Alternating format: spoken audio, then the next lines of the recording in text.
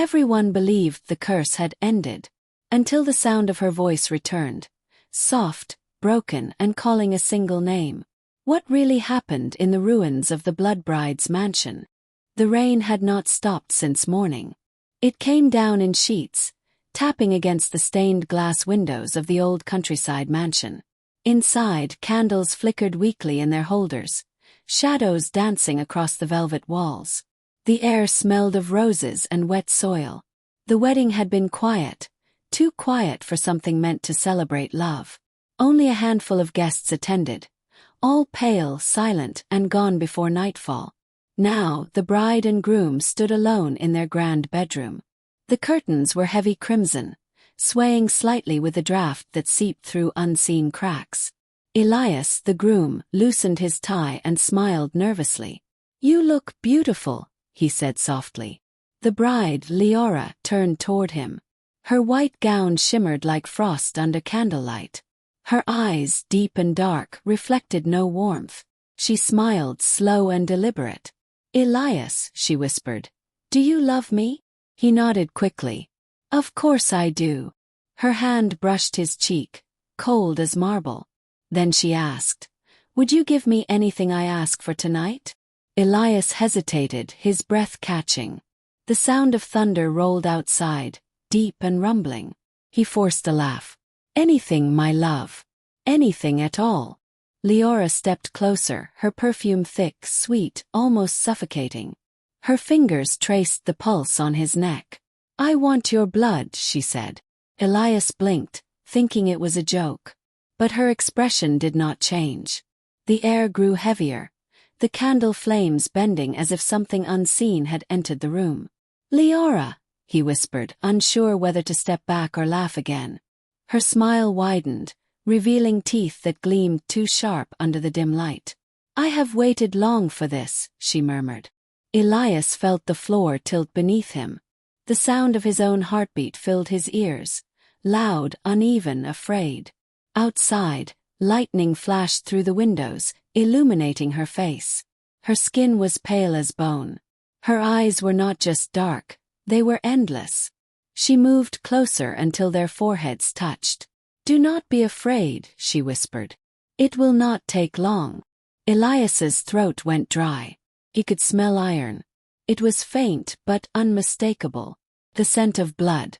And then he noticed something, drops of red staining the hem of her gown. He stepped back, the sound of his shoes echoing against the wooden floor. "Leora, you are bleeding," he said, his voice trembling. Her head tilted slightly, a strange gleam in her eye. "It is not mine." The room felt smaller now. Every corner seemed to pulse with shadows. Elias's breath came faster. He turned toward the door, but the handle twisted on its own. Click shut. A gust of cold wind swept through the room, snuffing half the candles. In the flickering darkness, her veil lifted slowly, though no hand touched it. Underneath, her face looked different, older, hollow. Her lips were stained a deep red, as if she had been drinking wine, but the smell told him otherwise. Elias stumbled backward until his back hit the wall. His voice broke. "What are you?" Leora stepped closer, her steps silent, gliding rather than walking. "The one you vowed to love," she said. "Even after death." Her words sank into him like cold water. His mind scrambled to make sense of it. Her shadow stretched long across the wall, too long, too distorted to belong to any human. Lightning struck again, flashing bright across her face. For the first time, Elias saw her eyes glow faintly crimson. He pressed his hand against his chest, feeling his heart hammering. He wanted to scream but no sound came out. Leora raised her hand slowly, her nails glinting like glass. "Your blood," she whispered, "is my wedding gift." And as the thunder crashed once more, the candles went out. The room plunged into total darkness. Something cold brushed against his neck. And then, he felt her breath, hot and hungry, right beside his ear. Elias froze. Every instinct screamed for him to move, to run, to fight, but his body refused to obey. Her breath lingered on his skin, slow and deliberate, like a predator savoring fear before the bite. He could hear her heartbeat, or maybe it was his own, pounding unevenly in the suffocating dark. The scent of iron grew stronger, mixing with the fading sweetness of her perfume. He whispered, barely audible, "Leora, please." A soft sound escaped her throat, not quite laughter, not quite a sigh. Her lips grazed his neck. His skin prickled. Then came the sting, sharp, clean, and deeper than he imagined possible. His gasp turned into a choked cry as warmth spilled down his collar. The pain pulsed with his heartbeat, spreading fire and ice through his veins at once. He tried to push her away, but she clung to him, her hands gripping the back of his head, pulling him closer. Her body was cold, but her mouth burned against his flesh. Elias's knees buckled. The room spun. He could feel the life draining from him, every breath weaker than the last. When she finally pulled away, he collapsed to the floor, trembling, his hand clutching the wound. Through the fog of dizziness, he looked up. Leora stood over him, her face transformed. Her eyes glowed faintly red, veins dark beneath her skin.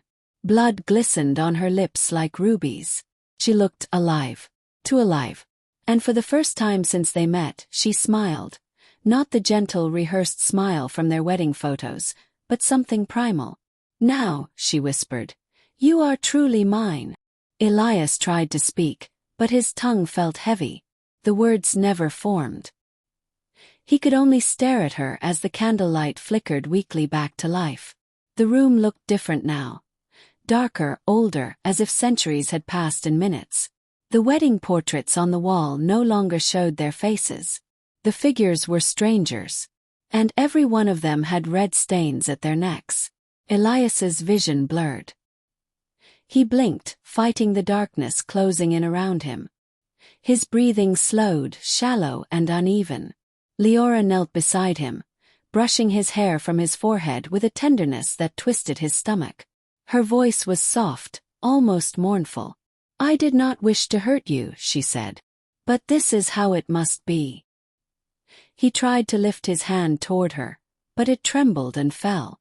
She took it gently, pressing his fingers against her cold chest. "Do you feel it?" she asked. He felt nothing, no heartbeat, no warmth. Only emptiness.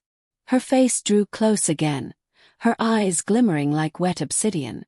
"When I take your blood," she whispered, "you become part of me." Elias's lips parted, his breath faint. "Why me?" She smiled. "Because you said forever."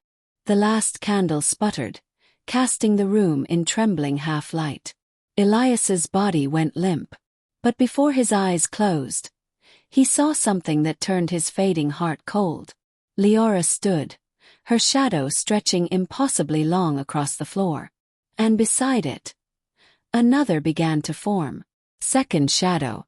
It rose from his body, faint at first, then clearer, a ghostly shape that mirrored his own. Leora reached out and took its hand. "Come," she said softly. "Our wedding night is not yet over." The two shadows moved toward the wall, and vanished into it. Only silence remained. The next morning when the maid entered, the room smelled of wilted roses and old blood. The bed was empty. But on the pillow lay two things, a blood-stained veil and a single gold ring still warm to the touch. The maid stood frozen at the doorway. Her breath caught as her eyes darted across the room, the broken candles, the overturned chair, and the pale sunlight creeping weakly through half-drawn curtains. She whispered a prayer under her breath. Something in that room felt wrong. It was not just the smell, though the metallic tang of blood lingered thickly in the air. It was the silence.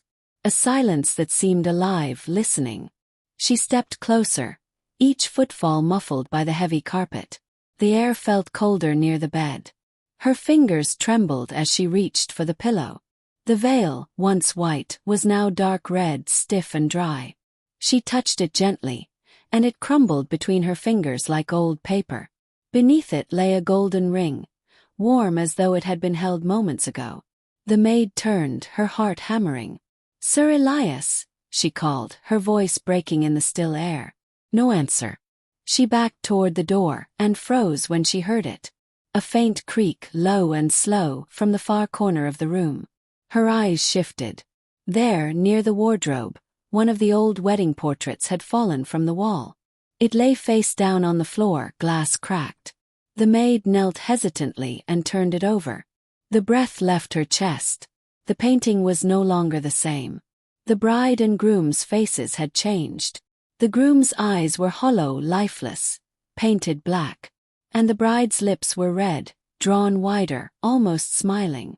The maid dropped the portrait, stumbling backward until her back hit the wall. Something brushed past her shoulder. A faint whisper, so soft it might have been the wind, but she knew it was not. She turned and ran from the room, slamming the door behind her. Downstairs, the other servants looked up as she burst into the kitchen, pale and shaking. "Something has happened," she gasped. "They are gone." The butler frowned. "Gone? You mean they left early?" She shook her head. "No. They disappeared." The staff exchanged glances. Old Marta, the cook, muttered something under her breath. Something about curses, about the lady's strange beauty, about the way she never ate during the wedding feast. No one laughed this time. That evening, the mansion's lord, an aging uncle of Elias, arrived with local officers to search the estate. They found no footprints leaving the house. No signs of a struggle.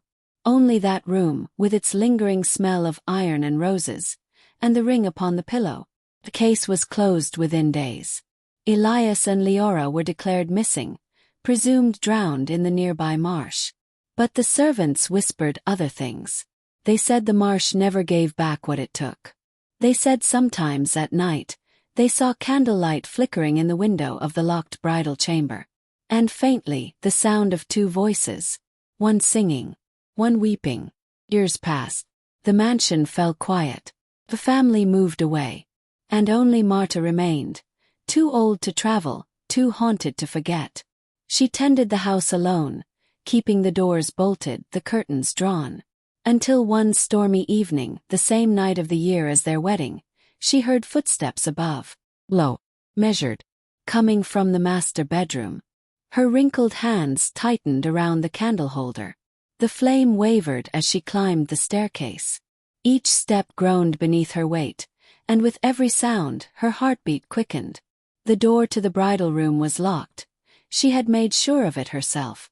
Yet now the handle moved gently, turning, then stopped. Marta's voice shook. "Who is there?" No answer. She pressed her ear to the door. Inside, faint music played. A lullaby she had heard long ago. Leora's lullaby.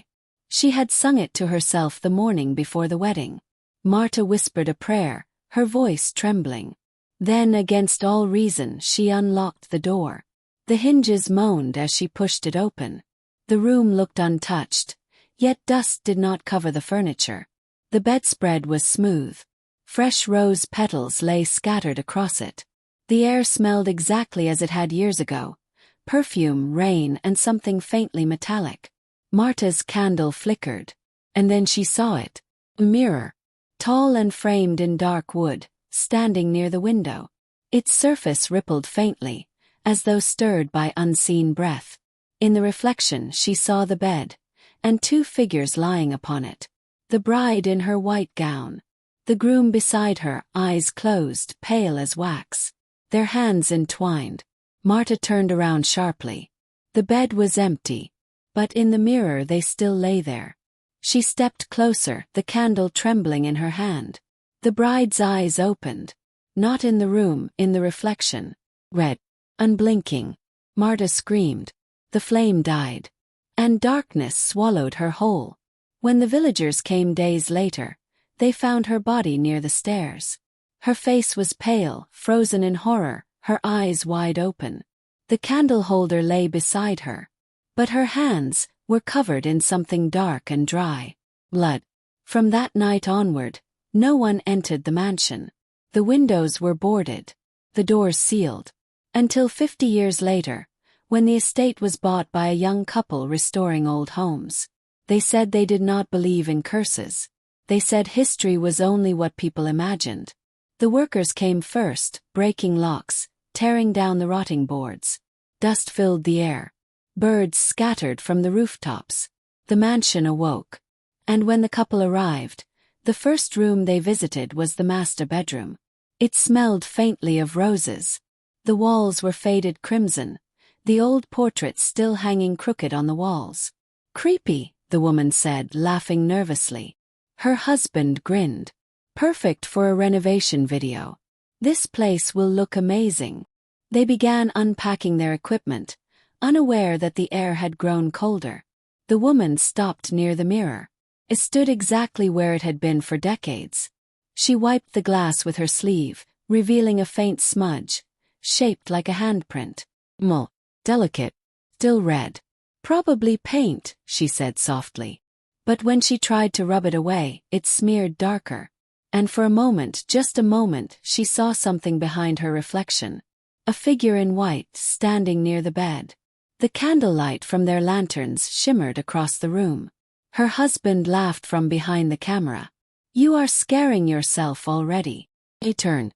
Nothing. Just dust, furniture, and silence. But as the evening deepened, the house began to breathe again. Floorboards creaked where no one walked. Doors sighed open and closed. At midnight, rain began to fall, soft at first, then heavy. The sound was exactly as it had been years ago on the night of the wedding. And from the upper floor, faint music drifted down the hall. Lullaby. The same tune that had played in the mirror. The woman frowned. "Do you hear that?" Her husband nodded slowly, setting down the camera. They followed the sound, through the long corridor, past rooms that smelled of dust and memory. At the end stood the master bedroom door, slightly open. A faint golden glow came from within. The husband pushed it gently. Inside, candles burned on every surface, though neither of them had lit them. And on the bed lay a wedding veil, white and spotless. The woman's voice dropped to a whisper. "Someone has been here." The husband stepped closer. No one could have. The doors were locked. He picked up the veil, turning it in his hands. It was soft, impossibly new. He turned to show her, but she was staring at the mirror, her face pale, her mouth slightly open. He followed her gaze. In the reflection, two figures stood behind them, a man and a woman, holding hands, their faces white, their eyes red, and both were smiling. The husband dropped the veil. The reflection smiled wider. Then slowly, the woman in white began to raise her hand, not in the mirror but behind them. Cold breath brushed their necks. The candles flickered violently, and as thunder rolled through the valley, the mirror shuddered. Cracks spread across its surface, webbing outward from the center. The glass began to bleed, thick dark red lines running down like tears. The woman screamed. The light died. The next morning, the workers returned to find the front door wide open. Rain had soaked the floors. The tools lay scattered, as if dropped in haste. But the couple was gone. All that remained in the bedroom was the veil on the bed, this time crimson, and two golden rings side by side on the pillow. Outside, the villagers whispered again. They said the mansion was cursed. That every 50 years the bride comes back, to finish the wedding she began in blood. And if you pass by on a stormy night, you might hear her voice calling softly from the window. "Do you love me?" she asks. And if you answer, the door opens on its own. The door opened slowly. No one stood there. Only the cold breath of night slipped through the frame, carrying the scent of rain and roses. The villagers who lived closest to the mansion said they had seen it happen, the heavy oak door creaking wide even when no wind blew. Some swore they saw a pale figure standing just beyond the threshold, her gown trailing like mist across the floor. Others said they heard her weeping softly, whispering a man's name again and again. Elias. No one dared step inside. Years passed once more. The mansion was left to rot, swallowed by ivy and silence. The mirror cracked further, its surface dull and blackened. Only on stormy nights did the house seem alive again, when thunder shook the windows and lightning revealed two faint silhouettes standing together in the upper window. The story became a warning. Children were told never to go near the old estate. But stories fade. Warnings turn into curiosity. And one evening, nearly a century after the wedding, a group of college students arrived at the edge of the property. They came for a ghost video. Dare. The internet loved haunted places, and this one, known locally as the bride's house, was legend. 4 of them carried flashlights and cameras. They laughed as they crossed the iron gates, rusted and bent from age. The path beyond was overgrown, wet from a recent rain. The air smelled of moss and decay.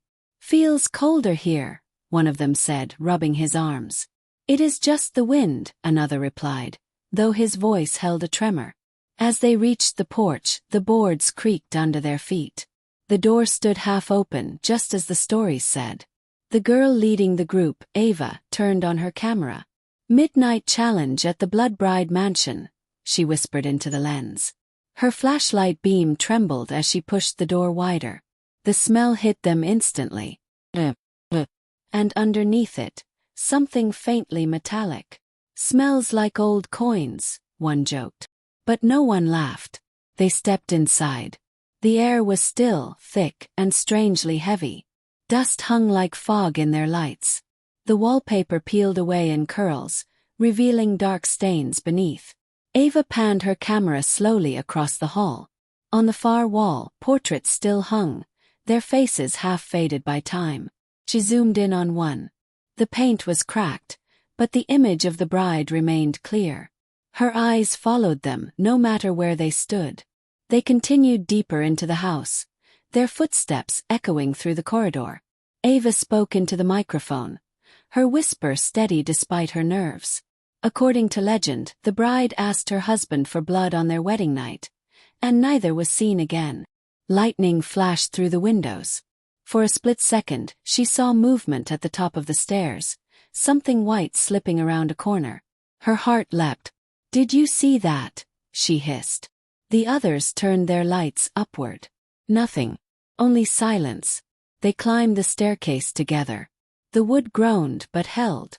At the top, a long hallway stretched before them, ending at a single closed door. The master bedroom.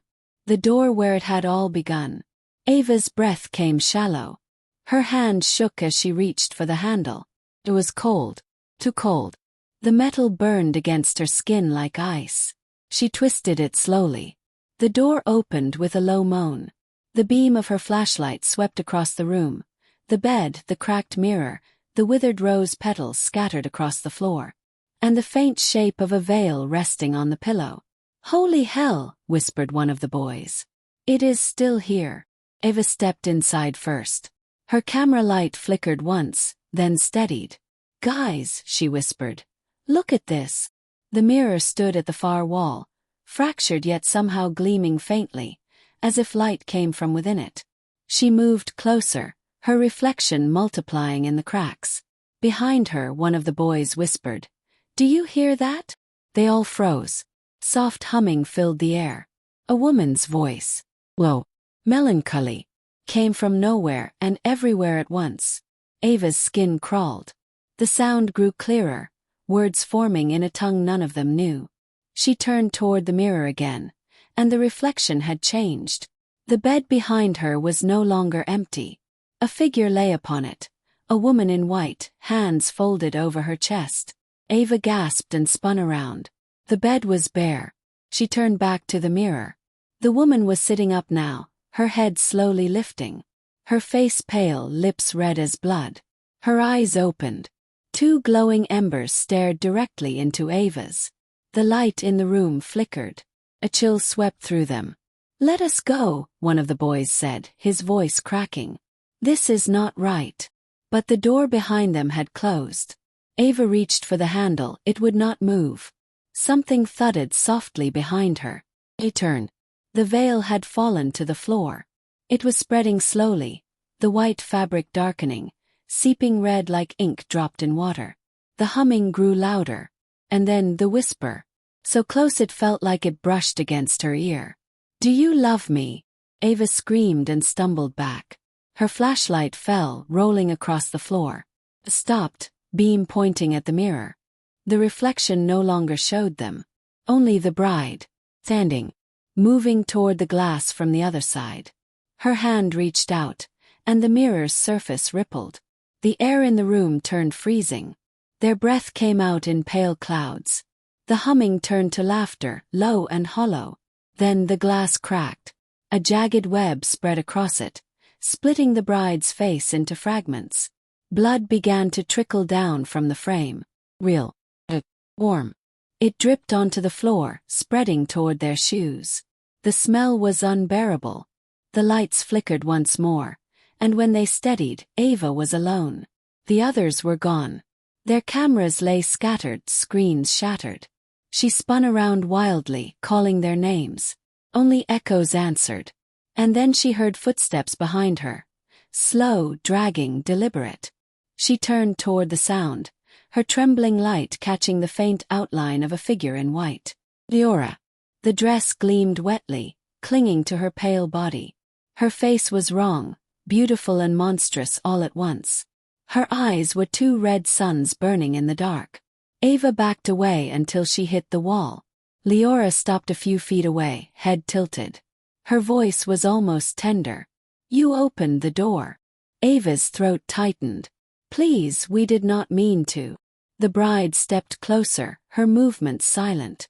Her hand reached out, brushing Ava's cheek. It was cold, and yet it burned. "Do you love me?" she whispered again. Ava shook her head, tears running down her face. "No, I do not."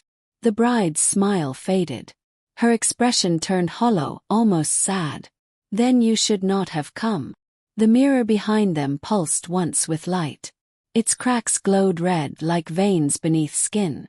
Leora turned toward it slowly, and Ava saw, reflected within, the other students. Their faces white, their eyes empty, standing behind the glass as if trapped inside. Ava screamed. She ran for the door, slamming her shoulder into it. It burst open. She tumbled into the hallway, sprinting toward the stairs. The sound of footsteps followed. Not running but gliding, smooth and steady. The house shook with thunder as she stumbled down the steps. The front door loomed ahead, half open, rain pouring through. She dashed outside into the storm. The rain soaked her instantly, but she did not stop until she reached the gate. Only then did she dare to look back. The mansion stood silent, its windows black. Then one by one lights flickered on. Candlelight, glowing in every window. And in the highest one, the bridal room, she saw two figures. The bride in white. And beside her a man. His arm around her shoulders. Their faces turned toward Ava. And both were smiling. Her scream was swallowed by the rain. When the police arrived the next morning, they found only one body. Ava's camera lay beside her, its red light still blinking. The footage showed the group entering the house, laughing, talking, alive. But when they reached the top of the stairs, the sound changed. The laughter stopped, and faintly through the static came a woman's voice. Almost loving. "Do you love me?" Then the feed went black. The mansion remains empty to this day. But on stormy nights, the locals say you can still see candlelight in the windows. And if you walk too close, you might hear a woman singing from the dark, her voice drifting through the rain. A haunting lullaby that ends the same way every time. With a whisper right behind your ear. "I am still waiting for my groom." The rain had eased by dawn. Mist coiled around the base of the old mansion like breath that refused to fade. The police cars were gone. The yellow tape fluttered in the wind, a useless line against something no one could name. Inside, the air was still again. Cold. Me. The rooms had returned to silence, though the faint scent of roses lingered. Roses and something darker beneath. A month passed. Then another. The story of the blood bride trended for a week online. Grainy screenshots, terrified voices, and the final clip from Ava's camera looping endlessly across the internet. But soon the world forgot. The mansion was left alone once more. Rain washed over its broken walls. Vines climbed higher, hiding the windows like closing eyes. Until one spring morning, a man arrived. He was quiet, dressed in black, carrying tools and a single envelope. He said nothing to the locals except that he was there to demolish what remained of the estate. They warned him not to stay past sunset. He only smiled. By noon, the echoes of metal and stone filled the air. Dust rose in clouds. Rats fled from the corners where they had nested for decades. When he reached the master bedroom, he paused. The mirror still stood there, cracked, blackened, yet strangely untouched by time. He stepped closer, staring at his own reflection fractured into 100 broken pieces. Then he noticed it, a faint shimmer in the glass, a movement that was not his own. Behind him, in the reflection, a woman stood, white gown, dark eyes, her hand resting gently on the shoulder of a man who looked almost exactly like him. His breath caught. He turned around. No one was there. When he looked back at the mirror, the reflection was empty again. Only his own pale face stared back. He exhaled, forcing a laugh.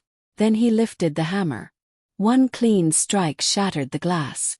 A gust of wind swept through the room, carrying the faintest whisper. "Thank you." The voice was soft, almost peaceful. He froze, heart pounding. Then slowly, the air grew warmer.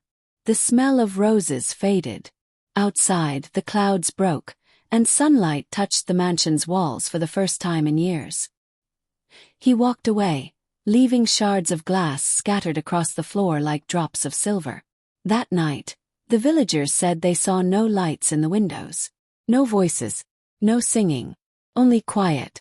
The mansion stood empty for one last winter before it finally fell to ruin.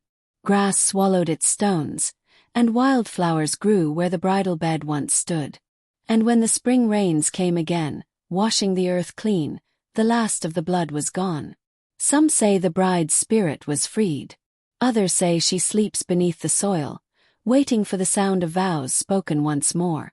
But on calm, moonlit nights, when the wind is gentle and the air smells faintly of roses, if you listen closely near the old foundations, you might hear a woman's voice, of content, whispering through the grass. "Forever, Elias."